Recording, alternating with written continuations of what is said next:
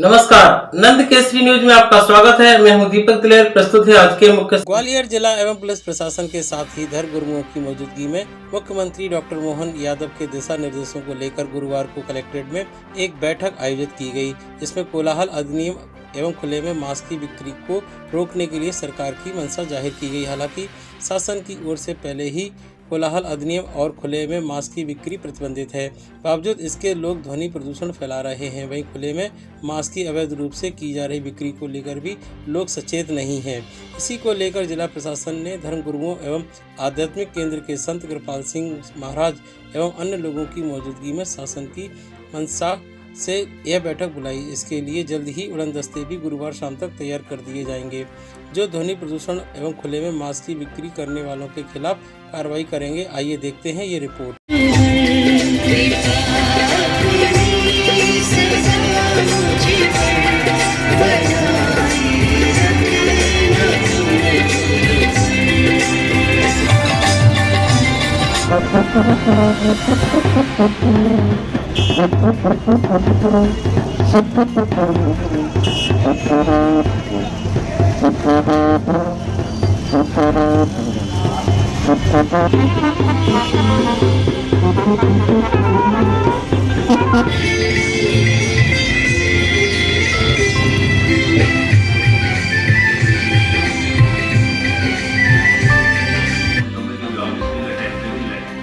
आप रजिस्ट्रिंग करा लें और जो प्रदूषण विभाग है उसमें तो उसकी आप अनुमति प्राप्त करके तो आप उसको आयोजन को कर लें। जैसे धार्मिक प्रवचन का प्रोग्राम है, तकरीर का प्रोग्राम है और कथा का प्रोग्राम है, एक जो भी करा लें। और दूसरा ये कि जैसे अनुमति वाली बात आती है,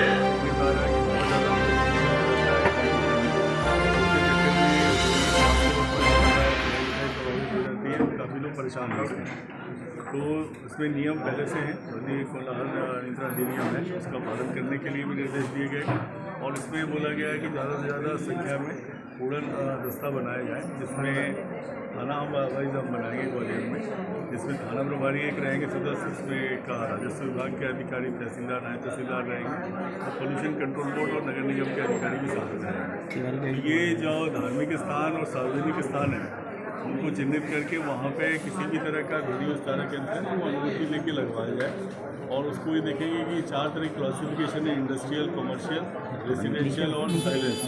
तो उसमें जो अलाउड लिमिट है ध्वनि की, उस ध्वनि की सीमा तक ही वो बढ़ाया जाए, ये सुनिश्चित किया जाए। इसके लिए अभी सामान्य तौर पर उसमें लिखा है कि 2 जो साउंड सिस्टम है वो उनकी अनुमति दी जा सकती है।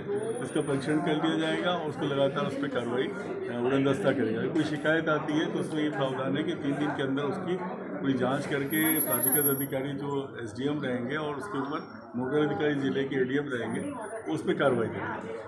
तो ये एक ध्वनि के लिए है कि कोई इस तरह की न्यूसेंस ना हो, सभी के लिए है, ये सभी धर्म वालों के लिए भी है और सभी धार्मिक स्थलों के लिए और सार्वजनिक स्थलों के लिए है।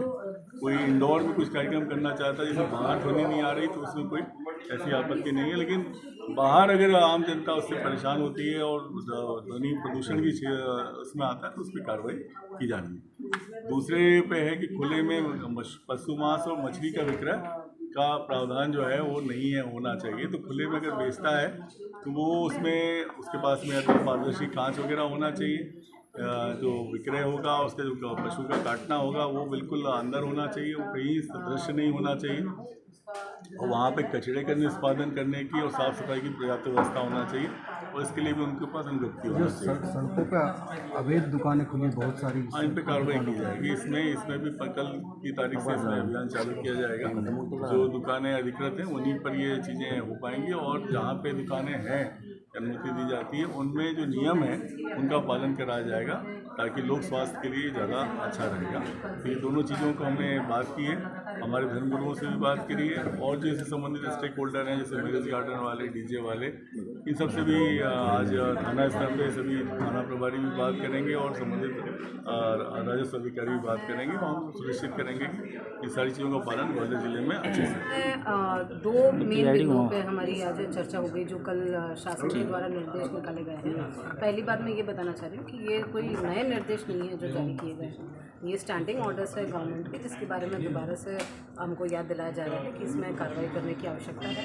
पहला जो है वो कोलाल अधिनियम के संबंध में है, नॉइज़ पोल्यूशन कंट्रोल के संबंध में है। इसमें ये निर्देश दिए गए हैं कि जो स्टैंडर्ड है नॉइज़ के, जो स्टैंडर्ड्स हैं, डे में कितना डेसिबल होना चाहिए, नाइट में डेसिबल कितना होना चाहिए, इसके बारे में हम व्यापक प्रचार प्रसार करेंगे। और साथ में जो अवैध तरीके से जो लाउड स्पीकर लगे हैं उसको कम करने के निर्देश हैं, जिसके लिए हम लोग फ्लाइंग स्क्वाड उड़न दस्ता भी हम लोग अभी बनाने जा रहे हैं।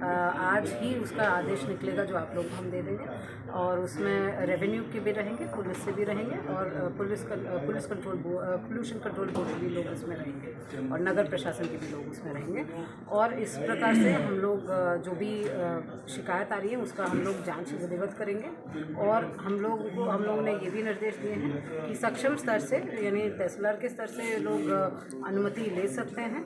अनुमति सिर्फ इतनी की है कि 2 मीडियम लाउड स्पीकर जो आला with in the sound range, उसकी अनुमति दे दी जाएगी, और यदि इसका उल्लंघन किया जाएगा तो आयोजकों के विरुद्ध जो भी शासन के निर्देशानुसार जो अग्रिम कार्रवाई है वो की जाएगी। मैडम, कई मंदिरों की ज़मीन पर कब्जा है, शिकायतें भी लगातार जो है आती रही है जन सुनवाई में भी, बहुत सारे ऐसे मंदिर 1 दर्जन से ज़्यादा है, तो इनको लेकर भी कार्रवाई होगी इनकी ज़मीन को मुक्त कराने के लिए? कुछ इस प्रकार की शिकायतें हमारे सामने आई हैं, और ज़रूर इसके बारे में अभी जो शिकायतें आई हैं वो हमने संबंधित SDMs को भी इसके बारे में हमने पत्र भी जारी कर लिया है कि इसमें जांच की जाए, विधिवत उसमें जांच हो जाएगी, और उसमें जो गलती जो भी हमको पाया जाएगा उसके हिसाब से अग्रिम कार्रवाई की जाएगी। आज के समाचारों में इतना ही। कल हम फिर हाजिर होंगे, तब तक के लिए मैं इजाजत दीजिए। नमस्कार।